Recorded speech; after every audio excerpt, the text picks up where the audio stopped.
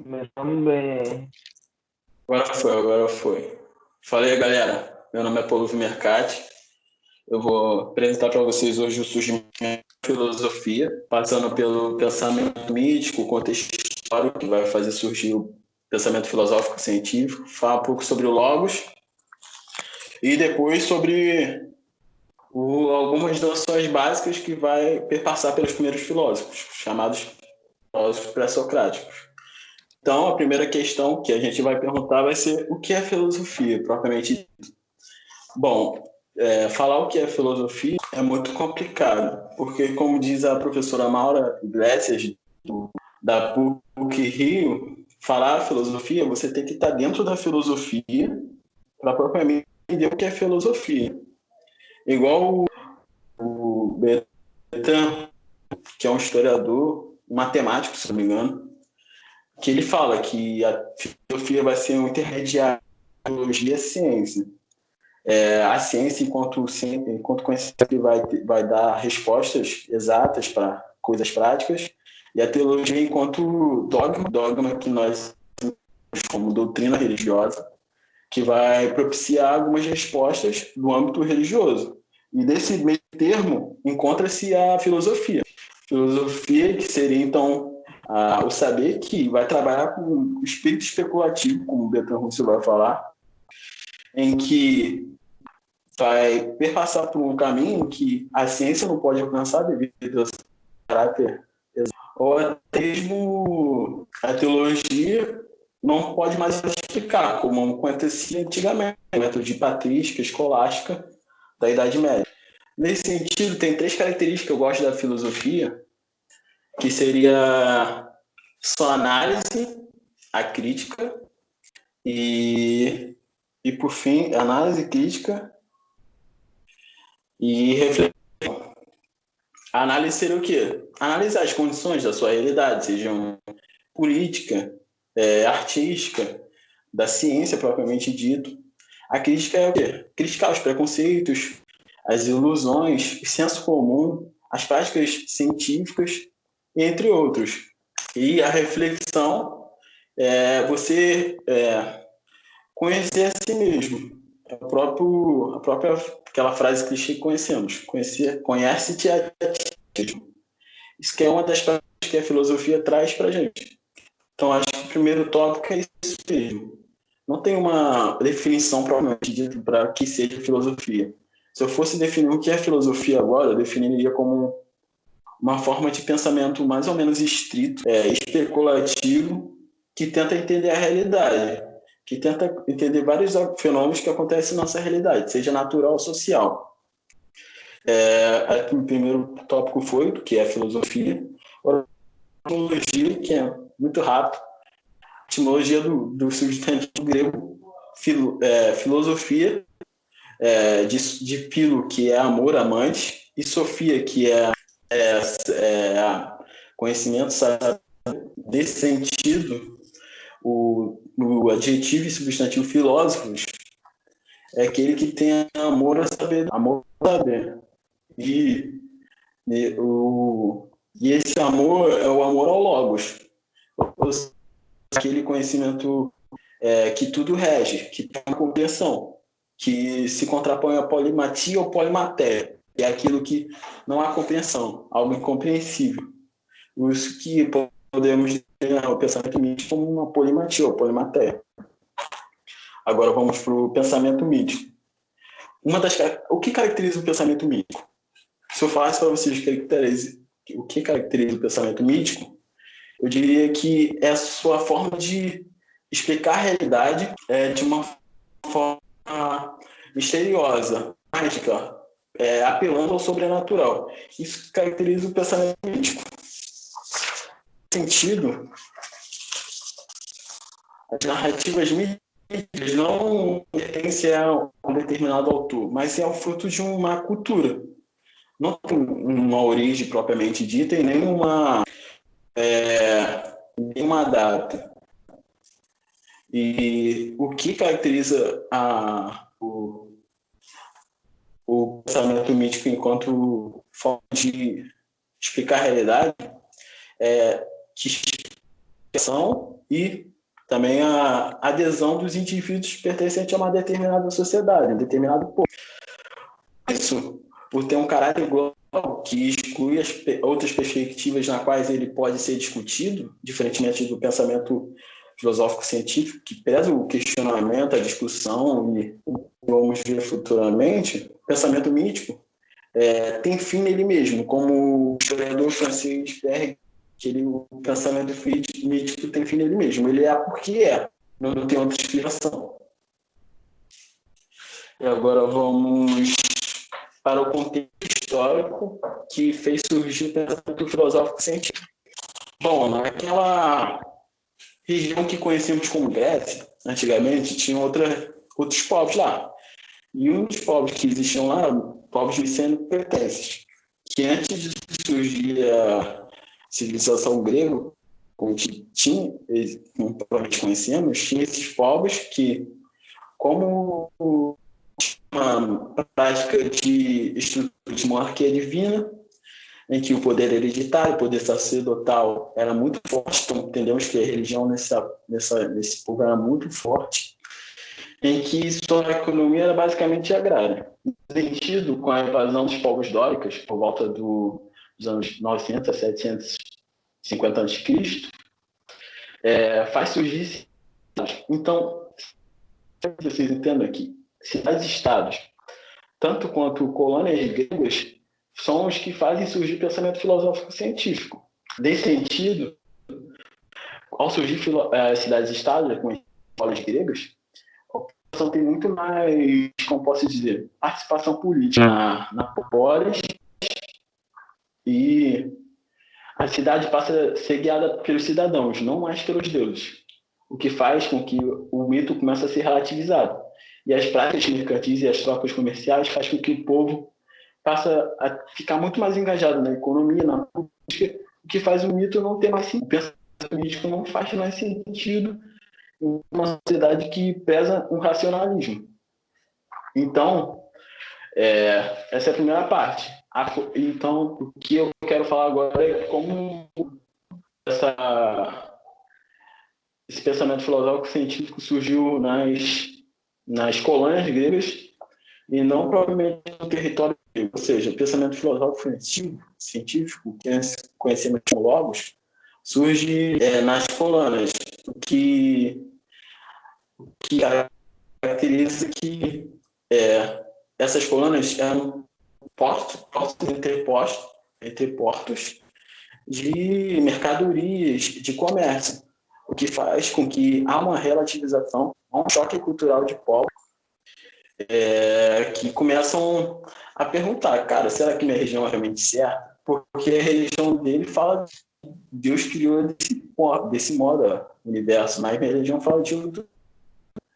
Juntando a isso com o interesse econômico, faz com que o povo, a civilização grega, comece a ser secularizada e respeitando outros tipos de religião, por conta dessas cidades de estados, começando nas colônias, começam a relativizar seus mitos.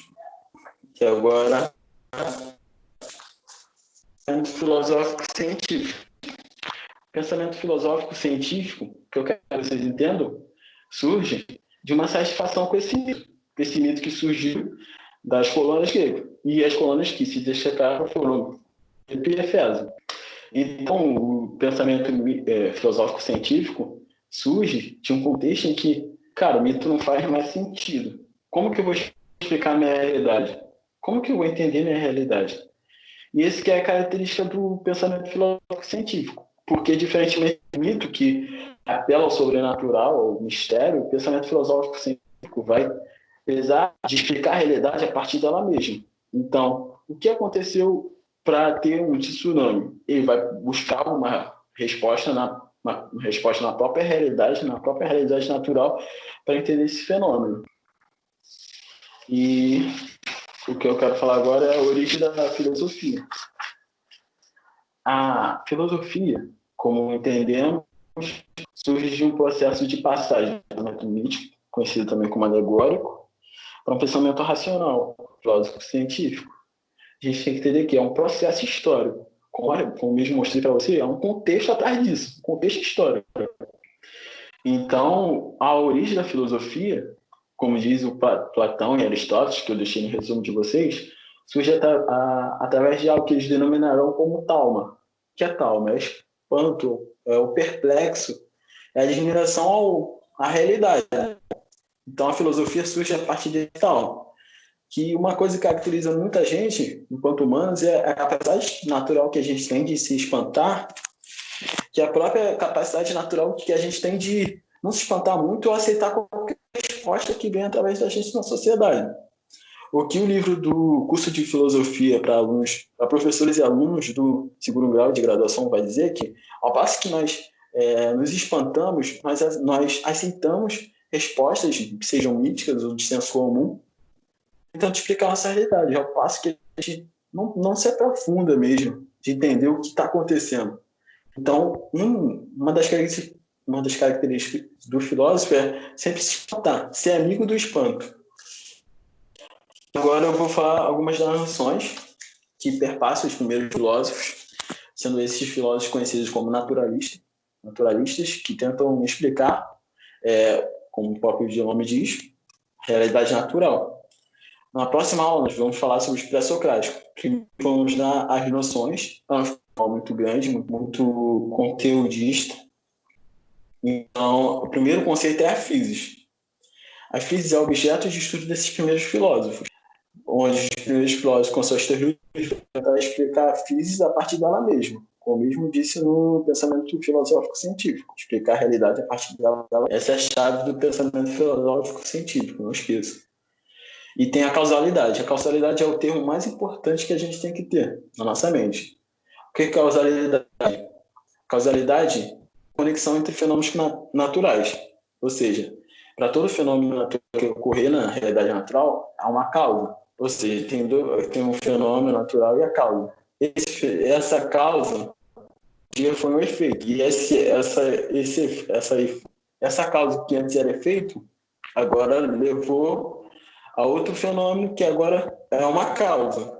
Que esse fenômeno agora é uma causa, um dia vai ser que esse fenômeno agora é efeito, um dia vai ser a causa de outro efeito. Ou seja, tem um fenômeno regressivo, ou seja, toda causa há um efeito. E esse efeito um dia foi uma causa. E essa causa um dia vai ser um efeito, e assim sucessivamente. Vocês percebem que tem o infinito aí? Chega a uma explicação sem fim. Então surge a arqué. Arqué é um elemento primordial que, falando de um modo muito simples, é um travamento. É um travamento que impede que a causalidade leve a um pensamento mítico.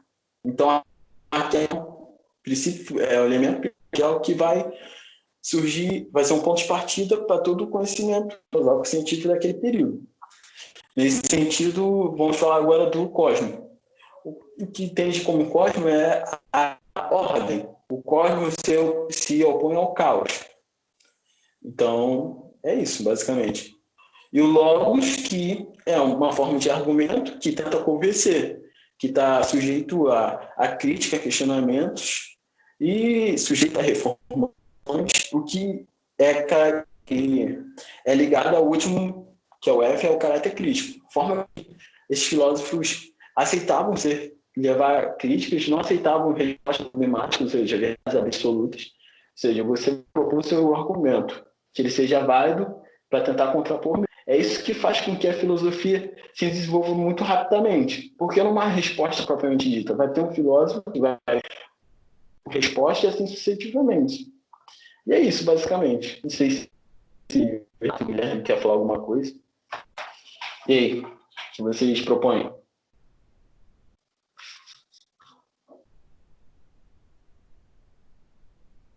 Eu tô contemplado, mano, com a tua fala. Você explicou o básico de tudo, etc. Tá bem. Não tem nada propriamente dito para falar algum questionamento filosófico, como o Chico Teresi fala? Então vamos lá.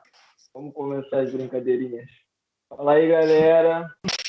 Eu, Renato. Então vamos lá. O Paulo falou que o pensamento místico ele é caracterizado por uma forma de explicar a realidade que ela remete a um passado heróico e um mundo misterioso dos deuses. E o que eu quero trazer, que talvez o Paulo deixou um pouquinho, é que a noção de causalidade ela está presente tanto no pensamento filosófico científico quanto no pensamento mitológico.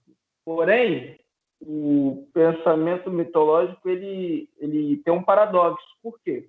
Porque quando você fala de causalidade, você vai remetendo uma coisa a outra, como o Paulo mesmo falou.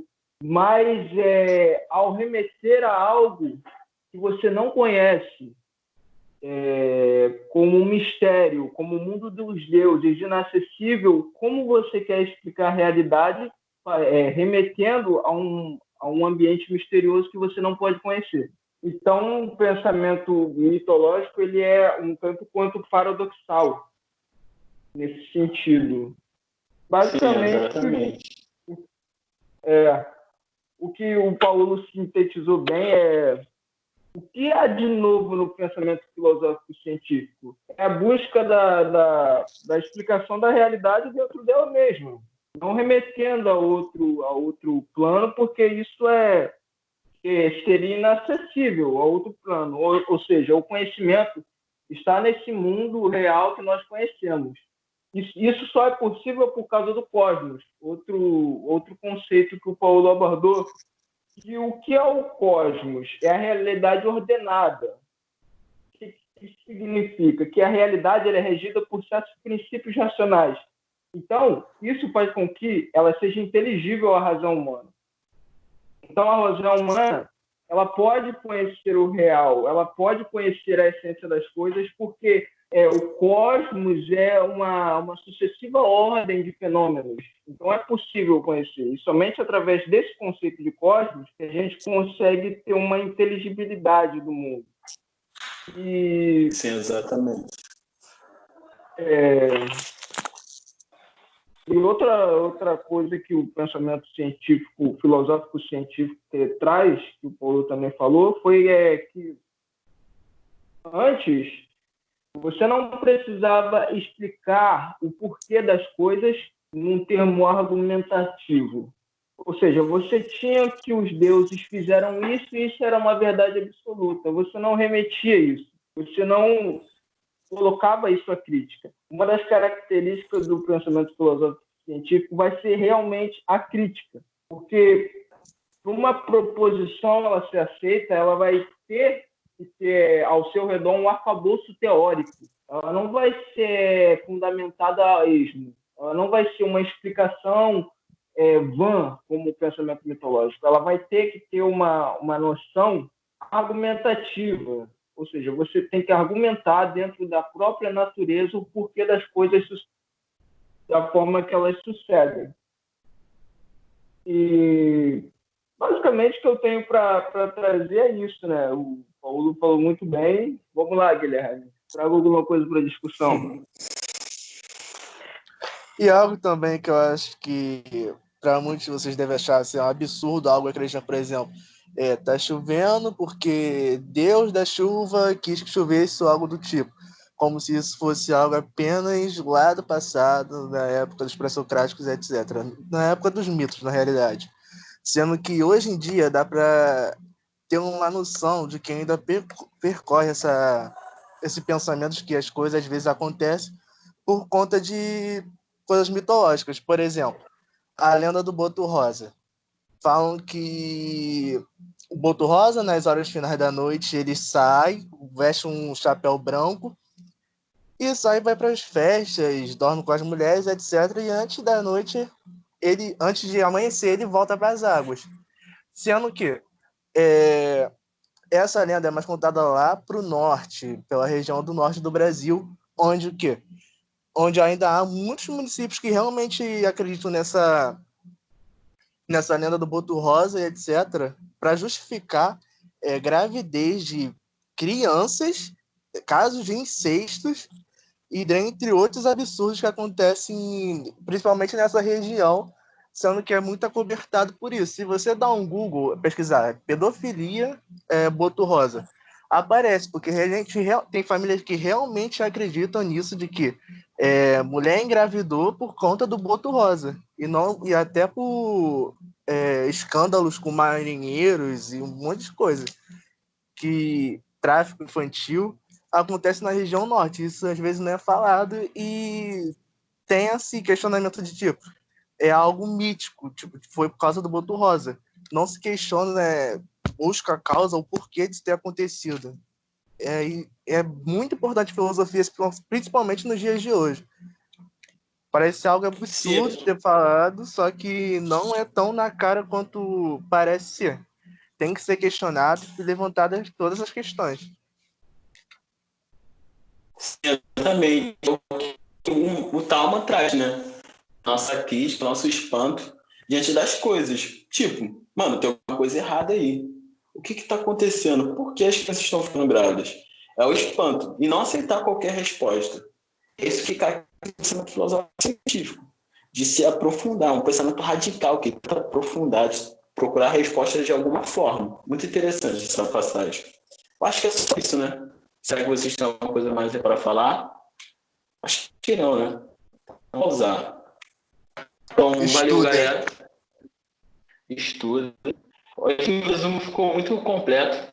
Se vocês estudarem pelo esse vídeo aula como um complemento, fazer os exercícios, vocês vão estar bem preparados.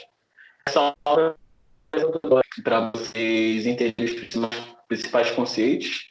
Se tiver alguma dúvida, entre em contato com a Jade, que ela vai proporcionar o seu Instagram. E é isso. Próxima aula a gente vai discutir um pouco sobre os pré-socráticos e, se der, sobre Sócrates e os sofistas.